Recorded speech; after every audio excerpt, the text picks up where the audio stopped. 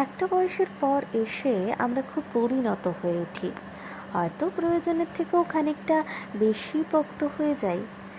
কিশোর বেলাকার সেই আবেগের বাড়াবাড়ি স্তিমিত হয়ে আসে তখন। আসল তরুণ বেলায় ফেলে যাওয়া কিছু অতিথির ছায়া আমাদের যাবতীয় ভাব ভালোবাসা প্রকাশের ইচ্ছাটাকে ব্লটিং পেপারের মতো শুষে নিয়ে চলে যায়। তখন গোলাপ হাতে হাঁটু গেড়ে বসাটাকে বাড়াবাড়ি লাগে। ভালোবাসি বলতে আড়ষ্ট হতে হয়। রাস্তায় হাত ধরে হাঁটাকেও আদিক্ষেতা কিংবা বাড়াবাড়ি মনে হয়। খোঁপায় ফুল গজলে ন্যাকামো মনে হয়। প্রেম শব্দটাকেই কেমন যেন শিশুসুলভ ব্যাপার স্যাপার লাগে। মনের জলটা শুকোতে শুকোতে অবেলায় এসে আমরা বুড়িয়ে যাই, কখনো হয়তো অকালেই। এরপর অবধারিতভাবে আমাদের জীবনে আসে স্থায়ী একটা মানুষ।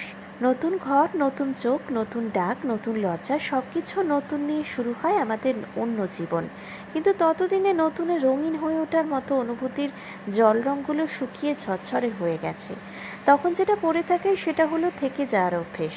কথা বলার প্রয়োজন, আমার বাড়িটাকেও গড়ে পিঠে নেবার মতো একটা খুঁটি, অশক্ত মানুষগুলোকে জড়ানোর জন্য দুটো কঠিন হাত, আমার মাথার জন্য একটা কাঁধ, হাতে জোর করে পাওয়ার জন্য কয়েকটা আঙুল, আর ভরসার জন্য পিছন পিছন সব সময় একটা ছায়া।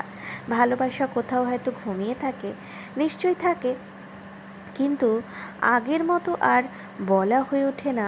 বলার জন্য মন আকুপাকুও করে না।